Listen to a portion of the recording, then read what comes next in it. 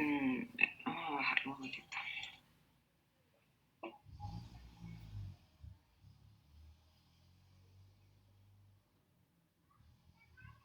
Ajá, ven, entonces aquí, esto era lo que yo les decía que me llamaba la atención, ¿no? Medir la presión arterial, bueno, por supuesto, todos los adultos, todas las consultas, siguiendo el protocolo recomendado y utilizando manómetros validados. Hay una lista inclusive aquí de la OMS también. Sí lo están viendo, porque veo que dice aquí, función de pantalla compartida. Sí lo pueden ver? Sí, Doc, sí, se observa. Ok. Lo que son los manómetros validados, ¿no? Perdón, Entonces, está en la página de internet, no se ha abierto todavía. perdón, ¿no se vio qué? ¿Que no te oí bien? No, lo que pasa es que el PDF todavía no se ve, la página web es la que se estaba viendo. Ah, el PDF no, entonces ya va, para eso por eso era que tenía la duda.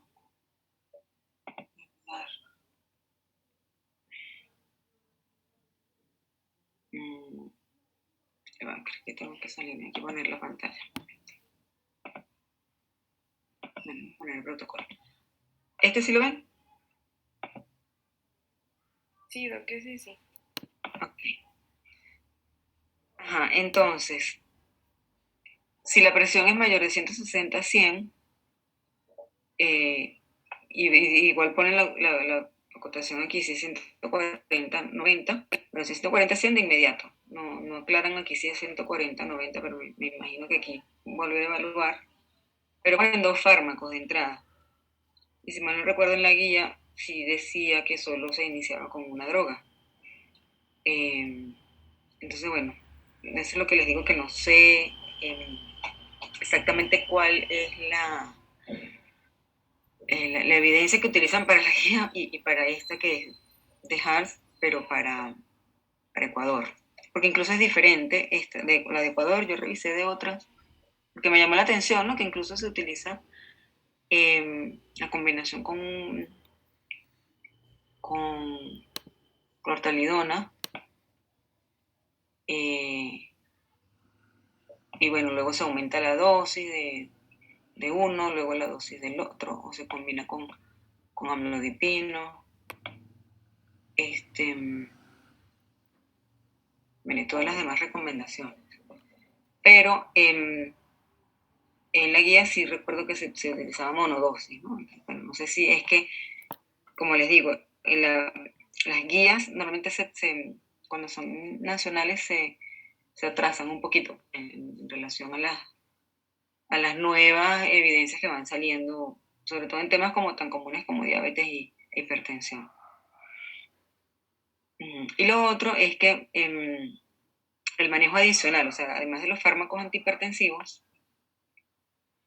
el manejo con la aspirina y con estatinas, que es lo que más se complementa, pues. Y que normalmente va en función del riesgo cardiovascular, y por eso yo siempre les hacía mucha insistencia en la evaluación o la valoración del riesgo cardiovascular. Y aunque esto lo vamos a ver un poquito también cuando hablemos del manejo de las dislipidemias en el segundo bimestre, y bueno, igual hay, digamos, diferentes pautas. La que vamos a ver ahí es la que está en el AMIR, pero aun cuando esto no está digamos, no lo usa todo el mundo, fíjense que para esta que es específica para Ecuador ya recomienda que la meta sea menos de 130-80 en personas con alto riesgo cardiovascular.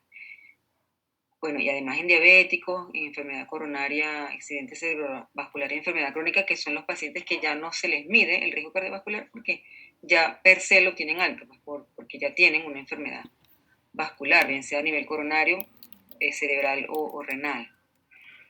En los que no tienen estas enfermedades, se les mide el riesgo cardiovascular y si ese riesgo es alto, entonces ahí va a depender de la escala que utilicemos y por eso ellos mismos, la misma estrategia HART tiene la calculadora para medir el riesgo cardiovascular. Eh, Porque, por ejemplo, para Globo Risk, alto es mayor de 10. Entonces, bueno, habría que buscar si HART está basada en la valoración de la OMS directamente, que es un poquito diferente. O sea, el rango de alto me parece que es mayor de 20. Bueno, habría que chequear si lo cambiaron nuevamente. porque no dice el rango pues, de que signifique alto aquí específicamente. Esa es la meta, ¿no? Y lo otro es que la estatina, bueno, en todos estos casos debería añadirse, ¿no? Igual, los alto riesgo cardiovascular, los que tienen el colesterol total mayor de 200, LDL mayor de 120, cuando el riesgo cardiovascular es moderado. Y cuando el riesgo cardiovascular es bajo, si son mayores de 40 años, si el colesterol total está por encima de 320. Y en pacientes que puede ser un poquito más subjetivo, los que tienen moderado, o sea, que no cursan, o que su colesterol LDL está por debajo de bueno, discutir un poco si hay otro riesgo, antecedentes familiares, etc. Aspirina en los de alto riesgo cardiovascular, a menos que tengan contraindicaciones. Y bueno, los que ya tienen enfermedad coronaria o cerebrovascular, otros ya prevención secundaria. O sea, que ya implican manejo específico de esa patología. Bueno, hablan aquí un poquito de los fármacos, algunas precauciones en cuanto a estos fármacos. Okay. Bueno, entonces eso lo tienen ahí disponible en la página web de esta estrategia de la OMS en cuanto a la estrategia HART. Si nos volvemos para allá, déjenme poner la pantalla para ver si lo podemos ver sin tener que salirnos. Acá. Hacia atrás. Ajá. Bueno, vamos a ver el protocolo preferido, a ver si cambia, a ver, de repente este es el que dice la guía de... No, creo que es el mismo.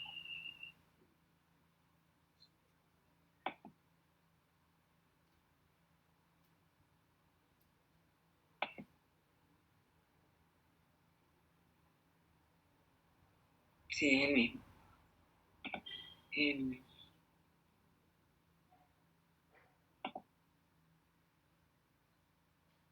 Pero creo que, por ejemplo, me parece que fue que en Chile era diferente, que es como que el que sigue la AJA, o sea, la Academia Americana. En este caso, a ver, ellos inician también 2 fármacos desde 140 a 90, pero con la combinación de los sartán amlodipino. Y después de cada cierto tiempo, que en este caso son 4 semanas, bueno, van modificando, aumentando dosis. Ya en el paso 3 es que aumentan ponen la hidroclorotiazida, el diurético. Y bueno, hasta dosis máxima, y si no responde, pues referir, ¿no? Entonces fíjense que varía para cada país. Ajá. Y lo otro, bueno, eso se lo muestro cuando veamos diabetes, que lo vamos a ver cuando terminemos tiroides, perdón. Que también hay una estrategia, como un plan de acción también específico para las Américas, con respecto a las metas tanto para detectar precozmente la diabetes, la prediabetes y el manejo. Entonces, eso se los voy a mostrar también ahí. Yo sé que muchas veces, digamos, todas estas pautas o recomendaciones o esquemas de tratamiento estandarizados, como son tantas fuentes, a veces más bien nos confunden, ¿no? Porque entonces, digamos que son los mismos fármacos, ¿verdad? Si ustedes ven el ARA2, el diurético y el calcitoagonista, son como los 3 caballitos de batalla, ¿no? Quizás varía un poco en qué momento iniciarlas, pero normalmente son los 3 fármacos que más se usan para hipertensión. Sin embargo, en diabetes cambia un poco la cosa porque los fármacos disponibles en Ecuador están todavía muy desactualizados, digamos así, en relación a las pautas más recomendadas o más recientes para el manejo correcto o más beneficioso pues, de los pacientes diabéticos. Pero igual eso, bueno, lo vamos a ver cuando veamos diabetes. Y siempre me gusta comentarles estas cosas porque, o sea, cosas que tal vez no son específicas de endocrino, aunque siempre toda especialidad o aun cuando son médicos generales, el paciente es un paciente, no es el diabético solamente. Y más cuando son valores de tensión arterial que hay que tomárselos a todos, pues hay que manejarlo en conjunto, entonces siempre es bueno recordar. Pero desde el punto de vista, digamos, como administrativo, operativo, es porque,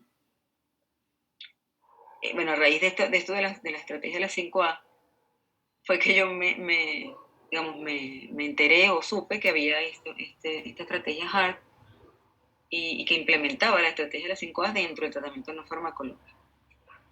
Entonces me puse a revisar más y más y más y vi que tenía como folletos o módulos o paquetes técnicos que llaman ellos para el manejo de cada una de estas patologías. Entonces, claro, cuando uno ve el texto es así como la guía de hipertensión, como la guía de diabetes, que para uno hacer una revisión rápida es muy largo, pero también tienen otros que son como infografías. Entonces hay uno, por ejemplo, ese que les mostré del algoritmo de manejo de la hipertensión farmacológico, está fácil.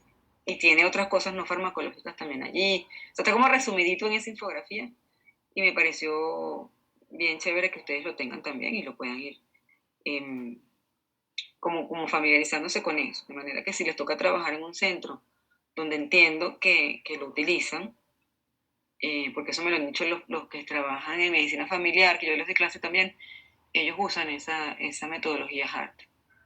Y de hecho, en la charla que fue ahorita el 5 de noviembre, el webinar ese que les mostré, ahí también mencionaron que de los países que más han adaptado la estrategia, porque la finalidad es lograr la meta de control de la hipertensión, porque como les digo, mucha gente no sabe que tiene hipertensión y de paso el que sabe tampoco está controlado en un 50%. Entonces, por eso hay tantos eventos cardiovasculares.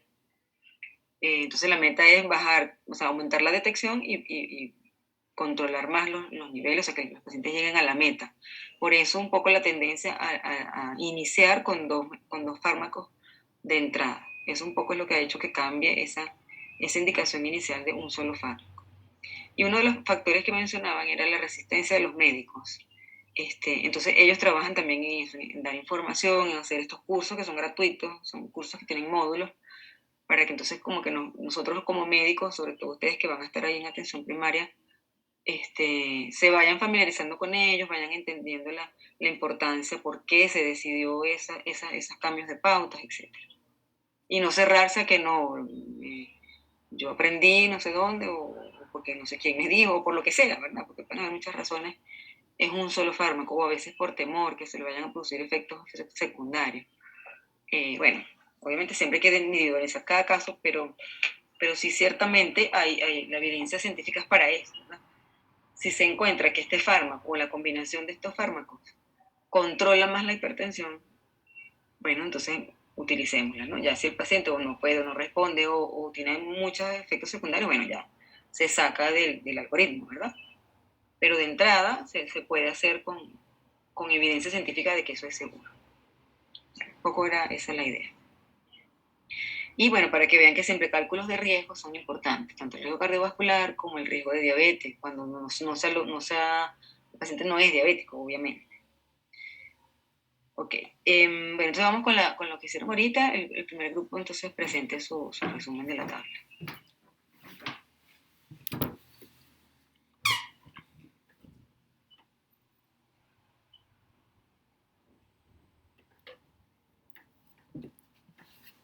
Ya, con respecto a la tabla 1, bueno, aquí lo que quisimos resumir de esta tabla es que se van a encontrar una comparación. Ponlo un poquito más grande, bueno, no sé quién lo está compartiendo, Nicole también. Ajá. Ajá, ok. Ahí está. Ya. Bueno, en cuanto a una comparación entre los datos de hipertiroidismo subclínico leve y severo con respecto a los cuadros de determinados pacientes.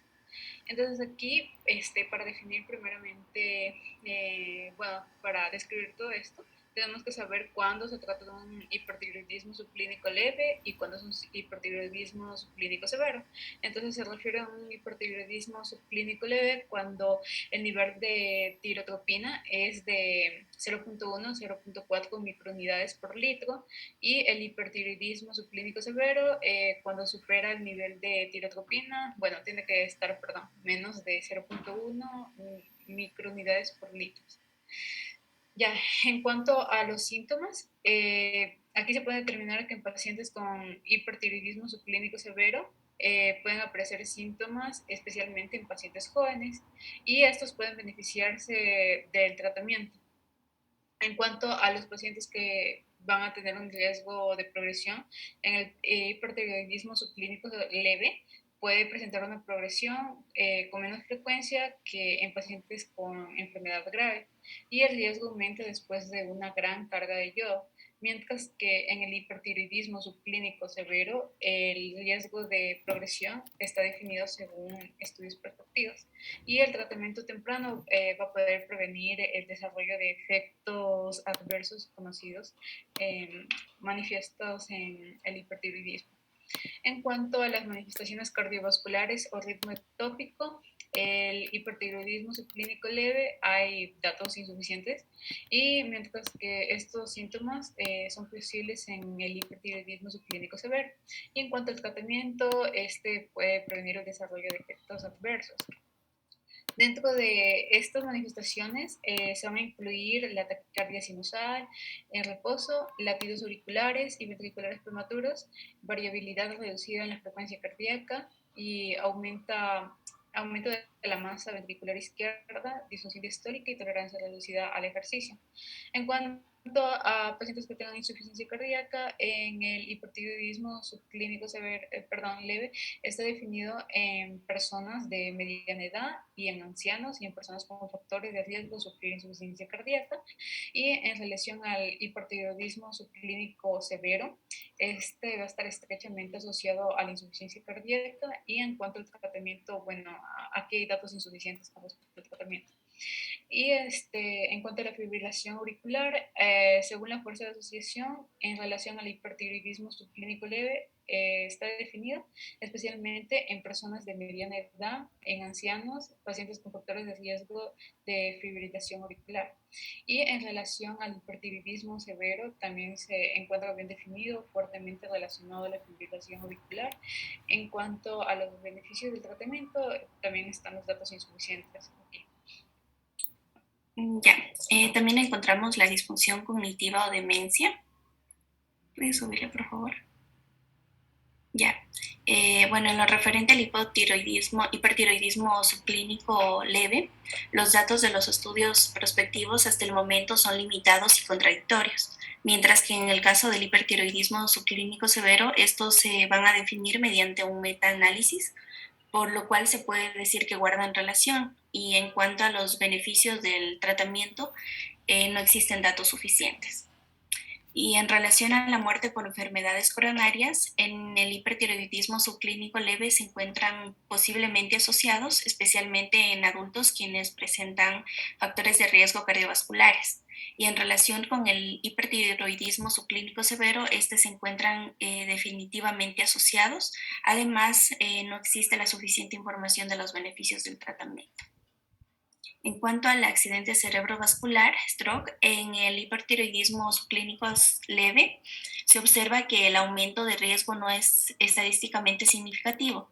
Sin embargo, los datos son limitados y en el hipertiroidismo subclínico severo no hay suficientes datos, por lo tanto no existen datos para los beneficios del tratamiento. En cuanto a la osteoporosis, el hipertiroidismo subclínico leve puede asociarse en pacientes con factores de riesgo de osteoporosis. No obstante, en hipertiroidismo subclínico severo, la osteoporosis está definida, es decir, que está fuertemente relacionada con esta. Y los beneficios del tratamiento en las mujeres posmenopáusicas con hipertiroidismo subclínico severo sugieren una mejora en la densidad ósea. Sin embargo, en los hombres de edad avanzada no se cuenta con datos suficientes para determinar su eficacia. Y finalmente, las fracturas. En el hipertiroidismo subclínico moderado se pueden identificar riesgo de posibles fracturas en pacientes con factores de riesgo de osteoporosis, en contraste con el hipertiroidismo subclínico severo, en el cual las fracturas son definidas en las mujeres posmenopáusicas, hombres de la tercera edad y pacientes con riesgo de osteoporosis, y no existen suficientes datos para determinar si en ambos casos los pacientes se benefician del tratamiento. Eso es todo.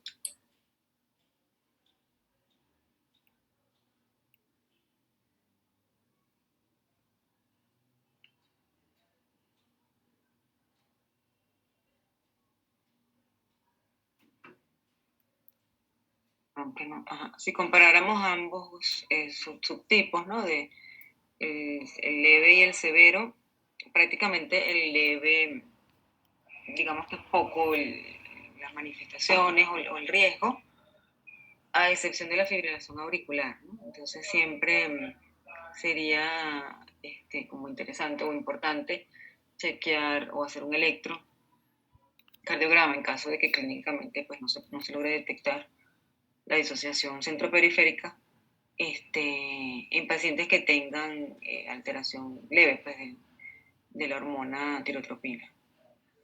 Porque la severa, pues obviamente sí se asocia con todas las otras manifestaciones. Entonces probablemente sí va a requerir tratamiento, pero vamos a ver qué conclusión sacan para este caso. Entonces seguimos con el segundo grupo.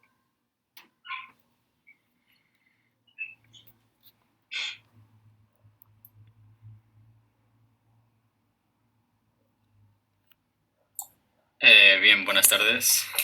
Bueno, a nuestro grupo número 2 le tocó la tabla 3, que nos va a presentar los medios para establecer la causa y también evaluar los riesgos que están asociados al hipertiroidismo subclínico. En sí, esta tabla no hay cómo analizarla en sí, porque son más indicaciones de las que se dan. Entonces, vemos dos apartados en lo que es esta tabla. Todos los medios que nos pueden permitir establecer la causa específica del hipertiroidismo subclínico, mientras que también tenemos una evaluación de los riesgos con exámenes más generales para determinar en qué personas se puede dar esta patología. Entonces aquí se hace una principal diferencia y entre los exámenes que podemos usar para establecer la causa de forma específica, tenemos primero el anti-RTCH o los anticuerpos contra los receptores de tirotropina, que esto, bueno, se da se va a ser indicado en pacientes con resultados de exámenes tiroides normales o sospechas de enfermedad de Graves, ya que, bueno, como ya conocemos, esta enfermedad de Graves es la causa más frecuente de hipertiroidismo. Y asimismo al lado se presenta la justificación o interpretación, y aquí se nos indica que en este tipo de pacientes se va a realizar estas pruebas de anti-RTSH, anti-TPO y anti-TGO, para ver si el resultado es positivo para lo que es la anti-RTCH, que nos indica una enfermedad de Graves, y también unas indicaciones como que tiene una menor sensibilidad en el hipotiroidismo subclínico. Y bueno, también se dan otros exámenes que se pueden hacer, como la ecografía color Doppler para los nódulos tiroideos y bocio. ¿Y esto en qué paciente se da? Para hacer una sospecha en el examen físico de nódulo tiroideo o bocio. ¿Y por qué se va a justificar? Porque en el caso de que haya más de un nódulo, que sea más de 2 centímetros, sugiere tiroides autónomo. Una tiroides autónoma va a ser una tiroides que tiene un nódulo autónomo solitario, o puede ser también un adenoma que tiene, como indica su nombre, una función autónoma y a futuro puede llevar al hipertiroidismo. Ya, también se pueden hacer otro examen de una gamografía tiroidea y captación del yodo radiactivo. Esta se va a dar en pacientes con uno o más nódulos tiroideos o bocio que ha sido detectado de forma previa en ecografía. y se da en la presencia de nódulos tiroides funcionales y se va a establecer una causa probable del hipertiroidismo subclínico. Y también se puede hacer la evaluación de la excreción de yodo en orina en 24 horas. Y como vemos, estas pruebas son más específicas para ver cuál es la causa del hipertiroidismo subclínico. Y con respecto a los exámenes de la evaluación de riesgos, como ya mencioné, son exámenes más generales. Como vemos, vamos a hacer una evaluación de los factores de riesgo. Principalmente también se puede hacer una electrocardiografía, un monitoreo Holter, una ecocardiografía y también la evaluación de factores de riesgo de accidente cerebrovascular y una absorciometría radiográfica de energía dura, o conocida como una prueba de densidad ósea. Por ejemplo, por mencionar la evaluación de los factores de riesgo, esta se da en todos los pacientes, especialmente de más de 65 años. ¿Y por qué se justifica o cómo se puede interpretar esta prueba? Es que los pacientes de más de 65 años pueden tener mayor riesgo de consecuencias cardíacas de hipotiroidismo subclínico crónico, y especialmente si ya posee una enfermedad cardiovascular o subyacente. Y bueno, también entre otros tenemos el monitoreo Holter, que se da en los pacientes que tengan síntomas de enfermedad cardiovascular o enfermedad cardíaca subyacente, y entre otras patologías cardíacas. ¿Y por qué se justifica esta prueba? Por una evaluación de la frecuencia cardíaca y también para realizar una detección de las arritmias. Y bueno, para finalizar, por ejemplo, en la ecocardiografía se va a realizar en los pacientes que presenten síntomas de enfermedad cardiovascular o enfermedad cardíaca subyacente o insuficiencia cardíaca, al igual, bueno, también que en el monitoreo Holter, que ya mencioné, y por qué se justifica para hacer una evaluación de la estructura cardíaca y de la función ventricular. Muchas gracias.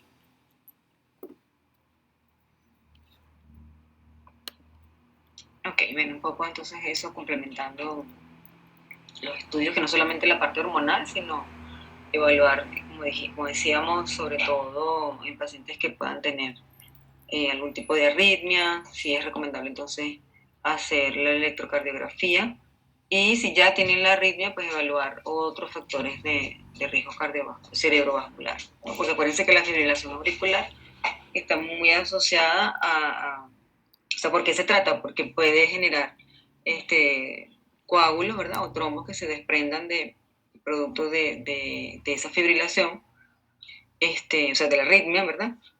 Perdón. Y esos coágulos pueden llegar entonces a producir un ictus cerebral.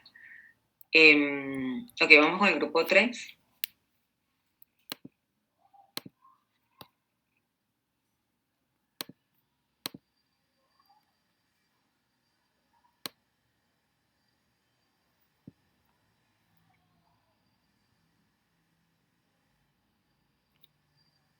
Yep. Bueno, básicamente en este cuadro lo que vamos a poder observar va a ser en sí en cuanto al manejo del hipertiroidismo subclínico endógeno. Bueno, básicamente,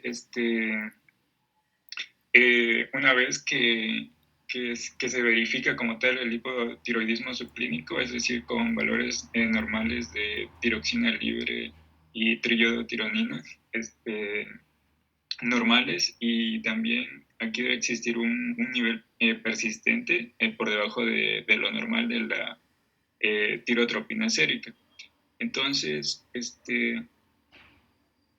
ya, para esto, bueno, básicamente en sí lo que una vez obtenido, digamos, este diagnóstico de hipertiroidismo subclínico endógeno, pues debemos de realizar diagnósticos sobre la base de pruebas. Como podemos observar en el primer cuadro, pues debemos de tener en cuenta en cuanto a la anamnesis y también en ciertos hallazgos de la exploración física, y pues también que vamos a tener niveles normales de tiroxina libre y también de triiodotironina, como ya les había mencionado. Ya, Andri, perdón, te corrijo ahí porque tienes el título, veo que dice hipotiroidismo Y te acuerdas que realmente es un caso de hipertiroidismo subclínico, ¿no? Sí, Que no es tan frecuente, pero para que lo corrijan ahí cuando lo vayan a subir.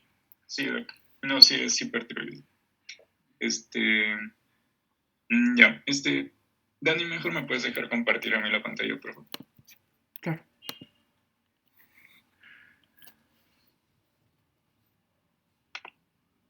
Ya, espérenme un ratito.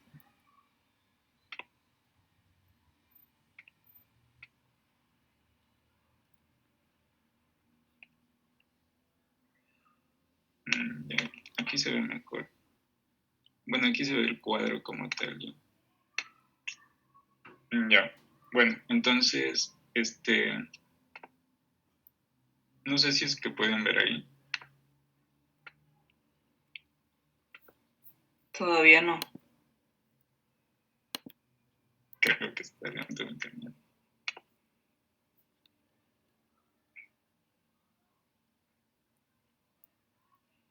Chicos, solo pueden compartir el original, entonces.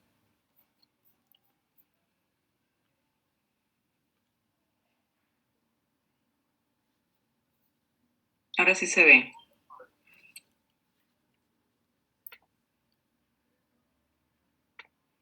Ya, entonces, bueno, como les seguía diciendo, también vamos a utilizar lo que sería la ultrasonografía.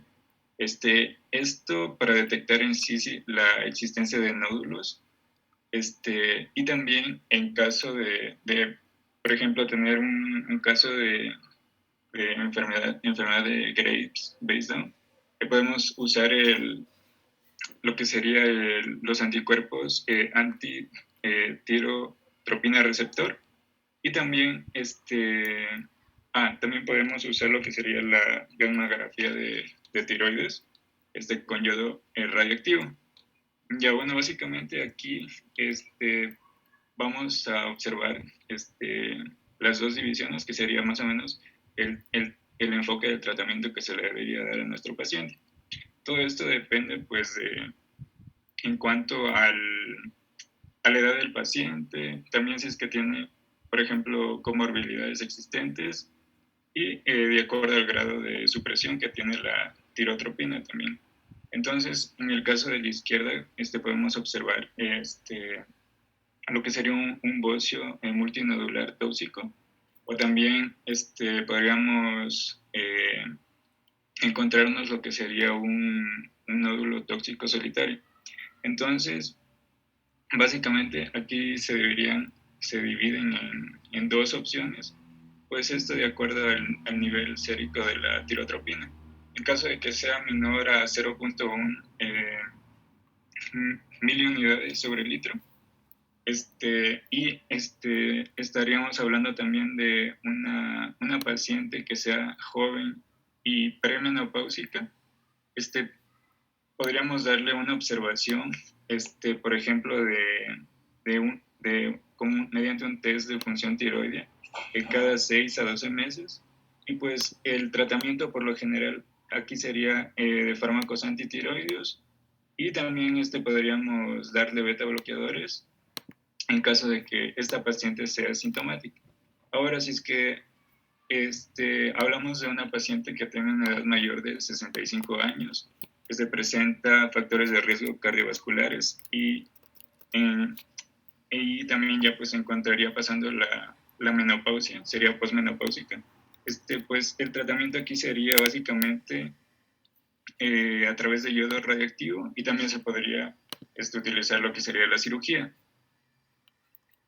Ya, muy bien. Ahora, si es que tenemos niveles séricos de tirotropina, alrededor de 0.1 a 0.4 miliunidades por litro.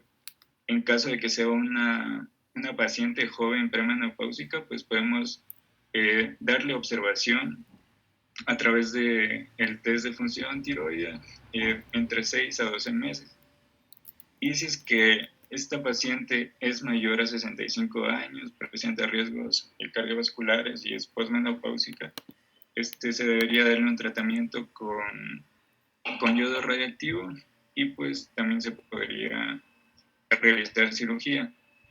Ya, ahora en caso de que se nos presentase la enfermedad de Graves, de igual manera, en cuanto a una tirotropina sérica menor a 0.1 miliunidades por litro, siendo una paciente joven premenopáusica, pues podemos darle una observación de igual manera mediante un test de función tiroidea cada 6 a 12 meses, y también deberíamos darle un tratamiento de fármacos antitiroideos o beta bloqueadores si es que presenta sintomatología.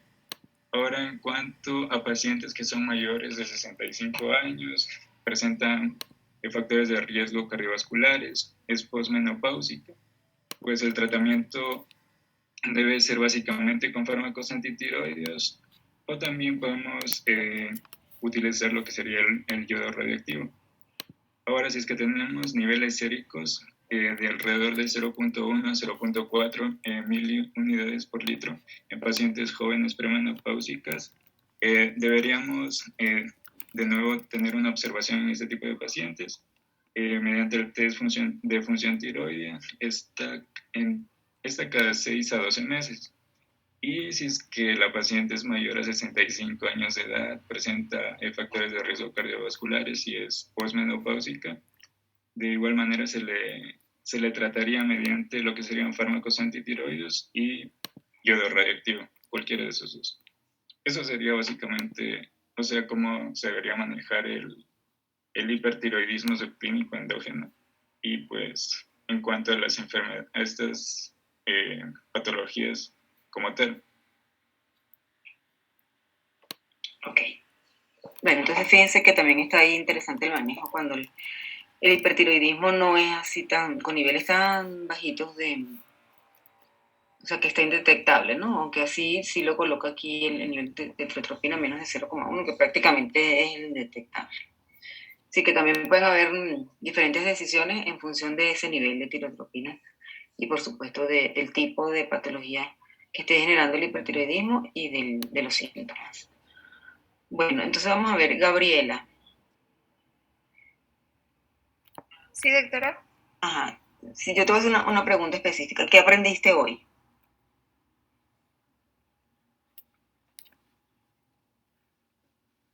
Bueno, o sea, del tema o del trabajo. De lo que tú quieras, que te acuerdes. Ya. Bueno, vimos hoy día hipotiroidismo e hipertiroidismo. Las generalidades en cuanto a que, por ejemplo, las hormonas tiroides son liberadas en el plasma y son la T3 y T4, que la T4 es más abundante y la T3 es más potente. En cuanto también a la calcitonina, que es sintetizada por las células C o parafoliculares.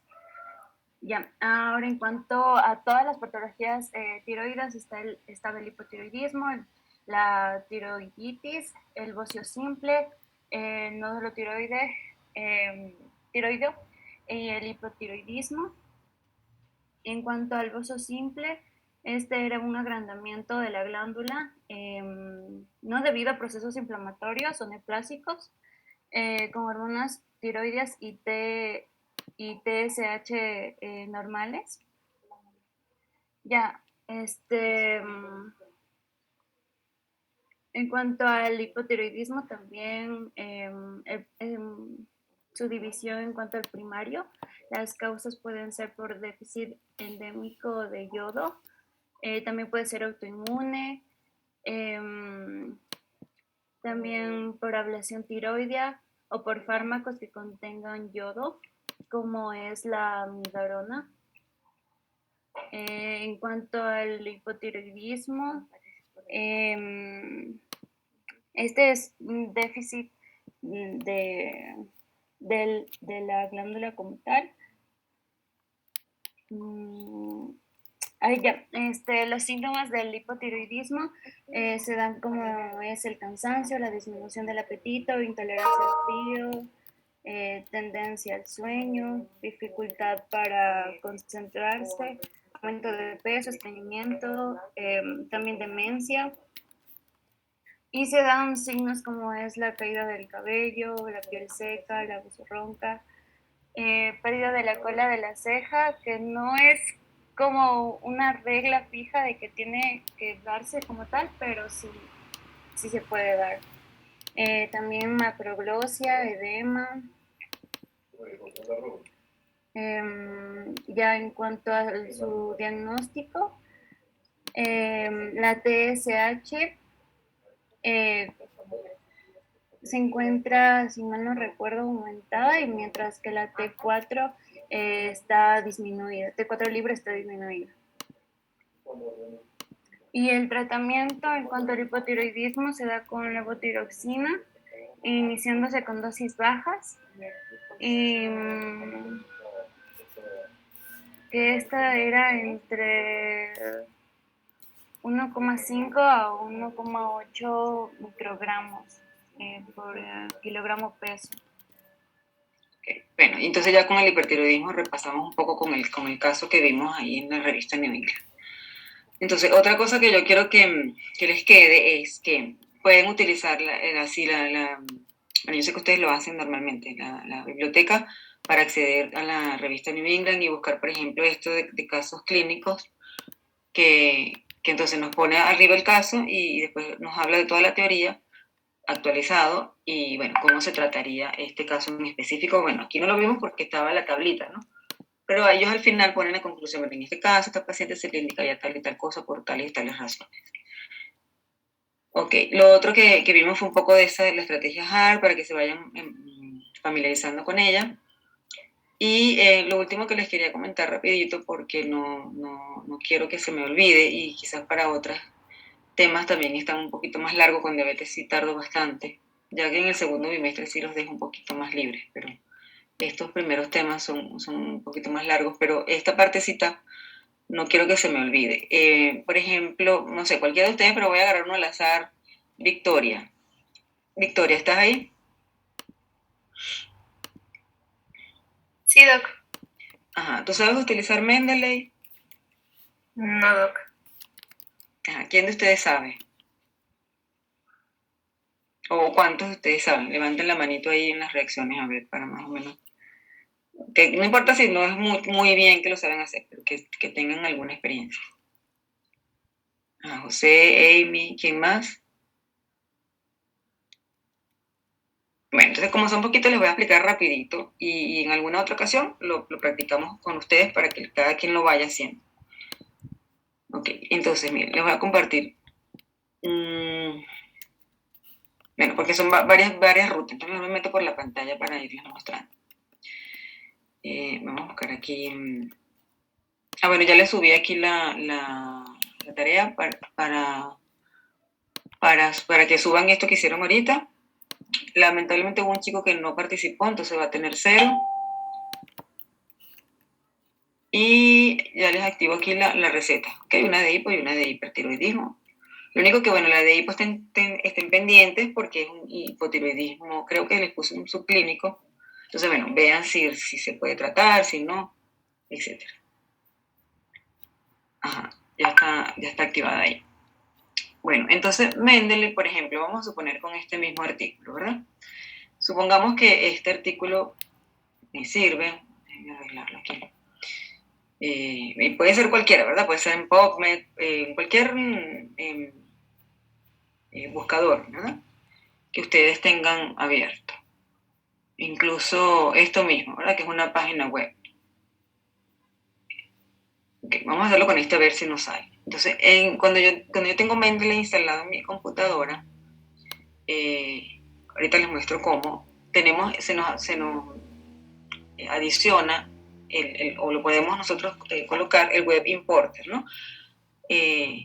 Este window que yo tengo es viejo, entonces aparece así, pero en el Windows 10 aparece como Mendeley Site en el Word, o sea, porque se compagina en Word con el Mendeley, ¿no? Si no saben cómo hacerlo, pueden pedir ayuda en la biblioteca, ahí tienen también asesoría, o sea, déjenme ver si aquí, bueno, igual en la página lo pueden buscar. creo que es en la página directa de la biblioteca, porque no me acuerdo en cuál de estas opciones es, sino que entran como biblioteca UTPL y ahí en la página de inicio hay una opción que dice ayuda. Entonces ahí pueden, como un chat, pues, entonces ahí pueden preguntar, mire, tengo tal duda específica con Mendeley, ¿me puede ayudar? O pueden hacer las sesiones que ellos tienen, me parece que los jueves, entonces ahí se inscriben y hacen como una hora de curso de Mendeley, pues si lo quieren hacer. Se lo sugiero porque igualito ustedes van a trabajar con su tesis y eso facilita mucho el trabajo, ¿no? Entonces, bueno, ya una vez que ya tienen instalado el Mendeley y tienen el Web Importer, entonces yo quiero guardar este artículo en mi carpeta de mi tesis, por ejemplo, ¿no? Entonces le doy aquí. Déjenme quitar esta cosita de acá. Entonces, bueno, se inicia la sesión de Mendeley para sincronizar, ¿no? Mi Mendeley de escritorio con el Mendeley web o de la nube, pues algo así. Me disculpan si los términos a veces yo me confundo porque la tecnología sí es un poquito más familiar para ustedes que para mí. Pero bueno, en forma concreta aparece esta pantallita, ¿no? Entonces, en este caso, por ejemplo, que es un PDF, a veces me aparece así. ¿Okay? Entonces yo me puedo ir a la anterior.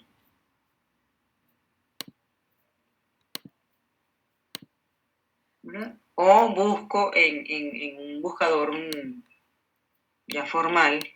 Vamos a ver cómo me aparece aquí. Aquí a lo mejor me van a aparecer todos.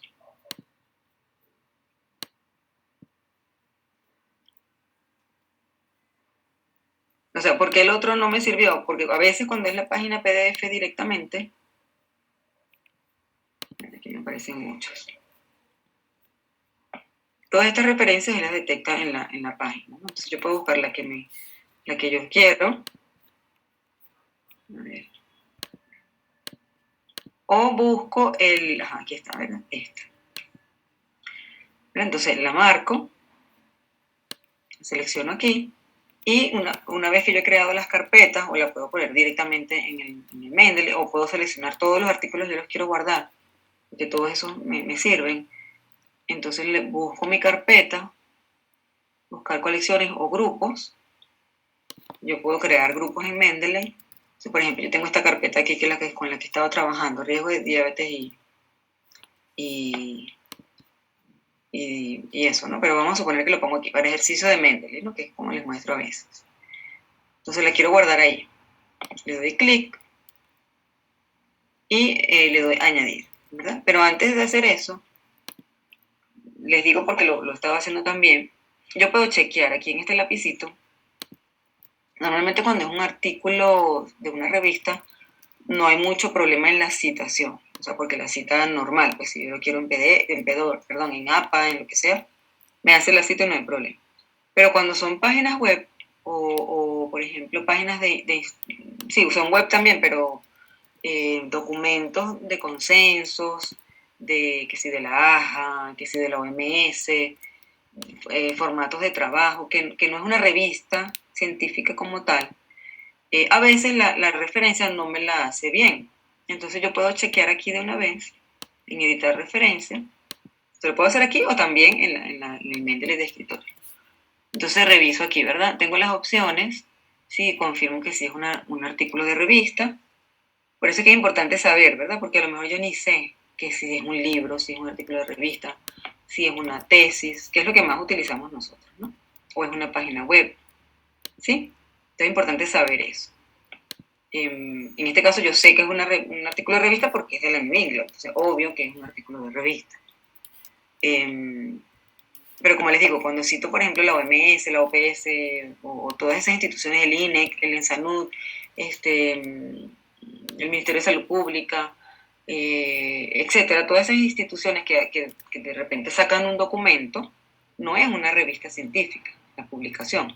Entonces ahí yo busco, bueno, lo que más se me parezca probablemente va a ser un informe, o incluso las tesis, ustedes también utilizan muchas tesis para sus trabajos, o páginas web, ¿verdad? Sobre todo cuando están haciendo el marco teórico, ¿sí?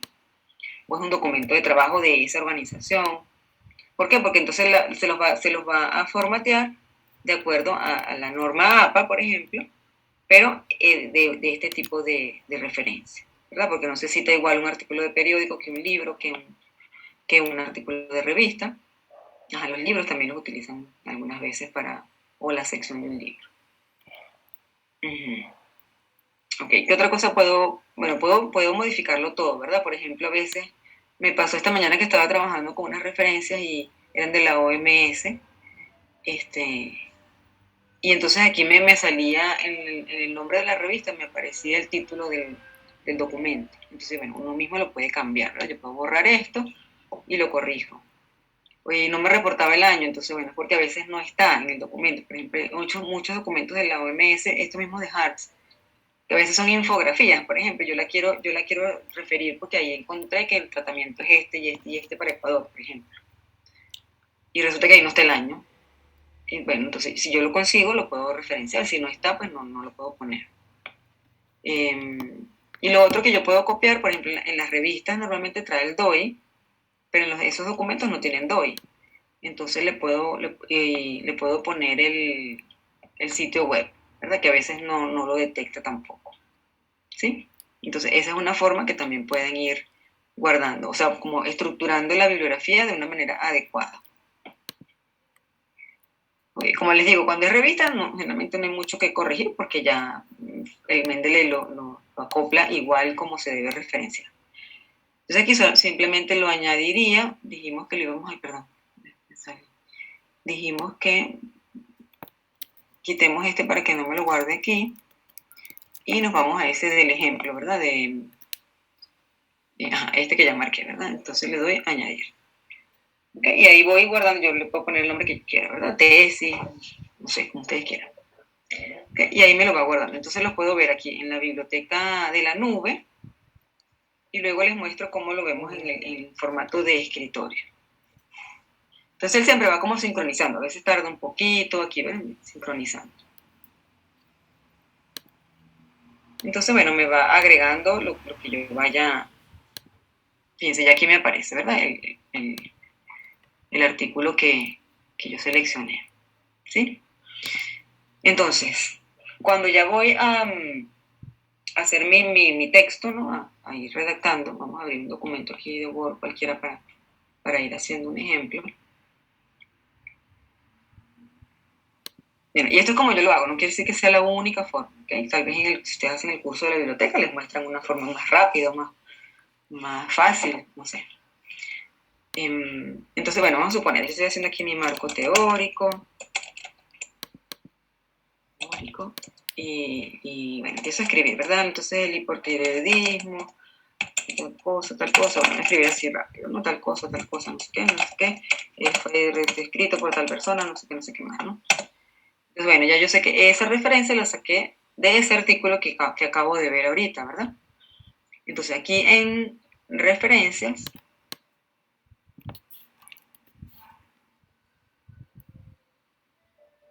está un poco lento.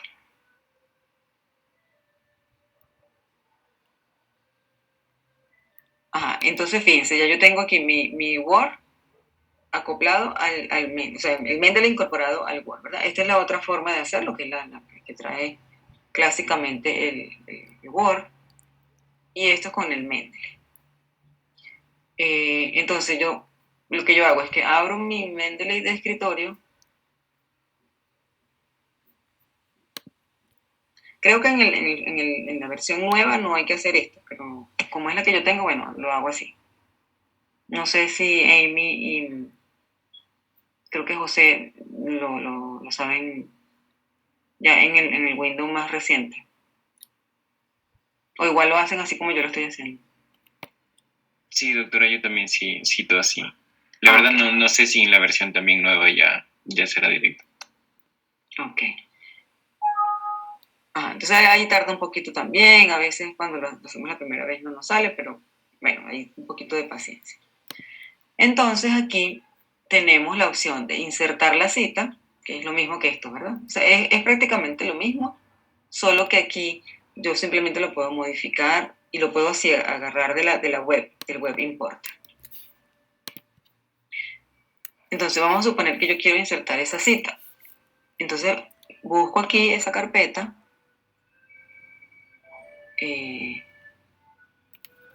bueno, no me la muestra, pero entonces puedo ir aquí, lo dejo en mi librería. O voy a Mendeley directamente. O si me acuerdo el título, entonces le digo subclínico. ¿Ves? Por ahí, aquí está, ya me aparece. ¿Sí? Entonces le doy a ese artículo y le digo OK. Él ahí está formateando la cita. Entonces me aparece en formato APA. ¿Okay? Entonces yo aquí tengo que cambiarle. Si yo quiero un APA, bueno, ya está bien así el APA, ¿verdad? Si yo quiero cambiarlo, bueno, aquí también a veces hay que esperar un ratico, ¿no? Pero en este cuadrito donde dice Style, vamos a ver si me lo permite ya cambiar.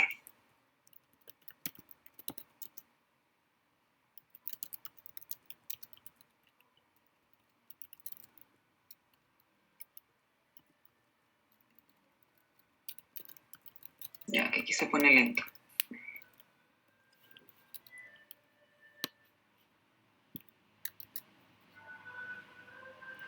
Bueno, yo aquí le puedo cambiarlo. Ahorita vamos a esperar que no, me vuelve a salir lo mismo. Ya.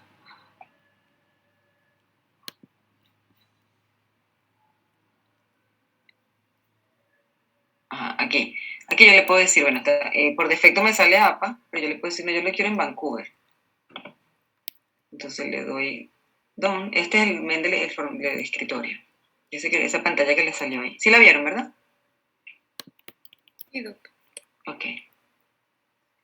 Entonces aquí me aparece APA y yo le cambio aquí otra vez a Vancouver. ¿Ven? Entonces aquí me cambia simplemente el formato. Ah, no me equivoqué, no, otra vez es APA, entonces vuelvo a poner APA. ¿Ok? Entonces, y así voy escribiendo, ¿verdad? Y vamos a suponer, pero también voy a insertar otro artículo. Voy a escoger ahí cualquiera. Sí. Algo que sea, yo que sé, no sé. No tiene nada que ver, pero por decirles, ¿no? Entonces otro, OK. Me aparece la otra cita. Ajá. Y si voy a insertar luego, ya termino y quiero insertar, perdón, aquí, insertar la bibliografía. Entonces le doy aquí insertar bibliografía y ya me aparece el formato A. Lo quiero cambiar a Vancouver, que en Vancouver se utiliza mucho en salud en las revistas, ¿no? Simplemente le doy y me lo cambia. No tengo que hacer más nada. Okay. Y entonces así voy guardando todos los artículos en mi carpeta de Mendeley y luego simplemente le voy haciendo las modificaciones, ¿no? Como les digo, muchas veces hay que tener cuidado con las páginas web, con esas instituciones, porque la mayoría de las veces, no sé si eso en la nueva versión ya lo mejoró, pero siempre yo tengo que estar revisando esas citas porque muchas veces me las copian mal. Entonces, ¿cómo se da cuenta uno? Bueno, por ejemplo, este formato Vancouver, entonces yo también tengo que saber, bueno, ¿qué es formato Vancouver? Fíjense que aquí, ¿cuál es la diferencia que ustedes ven con el APA? En la bibliografía. Porque obviamente que en la cita se nota de lejos, ¿no? Que es por número y en orden de aparición. Allá es el nombre y el autor, o sea, el autor y la fecha, ¿no? Pero en la bibliografía, ¿qué notan ustedes? Vamos a ponérselo en APA para que vean la diferencia.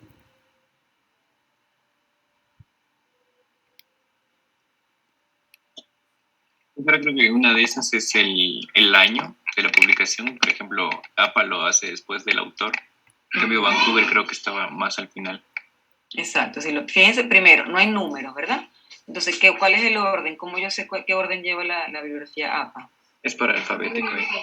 Alfabético, ¿verdad? En cambio, Vancouver es orden de aparición. ¿Por qué es importante saber eso? Porque la mayoría de las revistas en salud tienen el formato Vancouver. Fíjense, entonces el año aquí aparece luego de los autores, ¿no? Fíjense que es un solo autor, bueno, está aquí. Aquí son varios autores, aquí igual está aquí, ¿verdad? Cuando yo hago, fíjense la referencia de la cita, ¿verdad? Subaski et al, ¿verdad? Aquí el número de autores depende de cuántos autores voy a citar aquí. Creo que todavía es 6. ¿Okay? Cuando son más de 6, pongo el primero et al. Cuando son menos de 6, tengo que citarlos a toditos. Pero yo no me tengo que preocupar por eso porque solito el programa me lo hace. ¿Sí? Ok. ¿Qué otra cosa? La revista. Fíjense que en APA el nombre de la revista va en cursiva. ¿Ven? Aquí es el New England Journal, aquí se llama Cardiología Polska. ¿Sí? Bueno, lo otro es más o menos lo mismo. En cambio, en Vancouver, fíjense, aparece el número, porque esta fue la primera cita que hice, ¿verdad? Igual el autor, luego la fecha, fíjense que va al final, la fecha del año pues, de publicación, y la revista, fíjense, va como en las siglas pues, que normalmente se utilizan, y no va en cursiva. Son detalles que parecieran tonterías, ¿verdad? Uno dice, bueno, aquí importa. Pero bueno, son normas pues, que existen a nivel internacional y que a la hora de uno querer publicar, pues debe saberlas, y su tesis también debe saberlas, ¿verdad? Porque ya se alivian este trabajito que, bueno, a lo mejor algún tutor se los va a corregir, a lo mejor otro no, pero ya saben que está bien. Si lo van a publicar, pues ya tienen el trabajo adelantado. Okay, entonces, para los que no sabían Mendeley, ya ven que sí tiene pues algunas ventajas. También existe Zotero, es otro referenciador bibliográfico. También, bueno, pueden utilizar el del Word, ¿verdad? Pero bueno, yo siento que Mendeley tiene más ventajas porque además pueden trabajar documentos en conjunto, en grupo, etc. Y además de muchísimas otras que yo ni conozco y que uno va aprendiendo en la medida en que va practicando también. Bueno, esto es como lo básico del Mendeley. Igual pueden irlo practicando, a veces al principio uno se confunde, se enreda, el programa no corre, pero como les digo, ya para la parte, digamos, técnica, pueden solicitar ayuda en esa opción que les dije de la biblioteca, ¿sí? Porque para eso ellos están ahí. Y si no, bueno, pueden hacer el curso, es 1 hora, creo. Me parece que en los martes y los jueves. Incluso pueden ponerse de acuerdo varios, porque ellos creo que requieren que hayan varias personas para el curso. Y bueno, se inscriben varios y ahí van practicando y van aprendiendo y de repente les enseñan, como les digo, una forma más actualizada de manejar todo esto. Bueno, aquí pueden refrescar, por ejemplo, cuando, bueno, ya yo tengo el documento hecho, lo terminé, se lo mando a mi tutor y resulta que me hace un montón de cambios y me manda a buscar otro poco de bibliografías nuevas. Entonces, ¿ahora qué hago? Bueno, igual voy modificando nuevamente. Entonces escribo otra cita nueva. O yo quiero cambiar esta. Supongamos, no, esta cita, esto no me gusta, este artículo, este no va, o voy a eliminarlo, ¿sí? Entonces yo puedo darle aquí, o tuve que cambiarlo, ¿verdad? Dice, resulta que lo cité mal, esos de la OPS, la OMS, y ahí uno comete muchos errores. Y el tutor me dijo, no, tienes que cambiarlo, pero no me dijo cómo, ¿verdad? Entonces, bueno, yo me pongo a buscar, voy al documento, veo que sí, efectivamente hay un error, y entonces quiero eliminar ese. Entonces, ¿qué hice? Lo modifiqué, modifiqué vamos a mostrarles aquí en Mendeley cómo puede ser. Por ejemplo, vamos a suponer lo tengo que modificar, ¿no? Porque resulta que hubo un error. Vamos a ver si tengo uno de OPS, aquí puedo buscar, que es donde generalmente conseguimos errores. Vamos a ver ¿no? Fíjense, aquí tengo varios de Hartz. Bueno, cualquiera, vamos a suponer que esté mal citado. Le doy botón derecho y me aparece esta opción de acá. ¿Sí? Entonces yo igual aquí puedo modificarlo, ¿no? Vamos a suponer que tengo que colocar aquí Organización Panamericana de la Salud, o sea, tengo que cambiarlo por el nombre completo, pues no las iniciales. Que aquí la revista no es una revista, sino que es otra. Entonces voy cambiando, por ejemplo, no es una revista, sino que resulta que era como les digo, un reporte, por ejemplo, de la OPS, ¿sí? O era una página web, entonces le cambio ahí, página web. Que lo quiero poner en inglés, porque, no sé, voy a traducir el artículo y necesito poner el nombre del artículo en inglés. Bien, aquí puedo escribir, puedo cambiarlo todo. Bien, y así, ¿verdad? Puedo ir agregando, quiero agregarle la URL, bueno, en este caso sí está, pero no estaba y yo la tengo, entonces, bueno, aquí se la copio y la pego, ¿sí? Y así, bueno, puedo ir cambiando algunos de los parámetros, ¿okay? Y Aquí cuando ya están corregidos, entonces le doy Details al correct, le doy aquí. Entonces simplemente me lo cambia y cuando yo hago la cita, en mi documento, ya me lo corrige directamente. Y no tengo yo que estar corrigiendo en la cita, corrigiendo en la bibliografía. Me lo cambia directamente, ¿dónde? En este botoncito de refresh. ¿Ok? Entonces simplemente me cambia aquí, o sea, me va a cambiar el 1, me va a aparecer como 1 otra vez, porque es mi primera cita. Pero la referencia, la bibliografía, me la va a corregir de una vez. Entonces ya no me va a decir OPS o MES, sino que me va a decir Organización Mundial de la Salud, / Organización Panamericana de la Salud.